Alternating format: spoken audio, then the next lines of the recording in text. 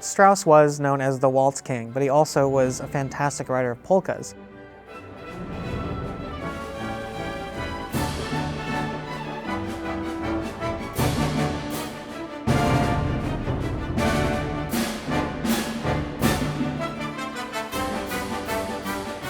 Vienna Philharmonic does concerts every New Year's, so have many polkas and many waltzes, and it's all Strauss.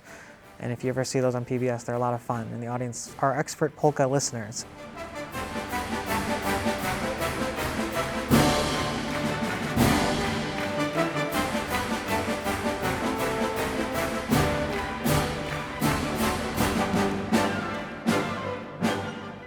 He would just take one little idea. In this particular polka, it was Thunder and Lightning.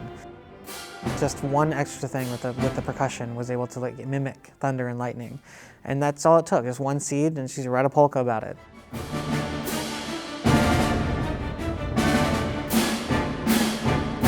I've been to bars in Eastern Europe where there are bands, and there are a bass player, a violinist, and a clarinet player just going to town and playing these polkas, and it's like literally the same music as the Strauss polka.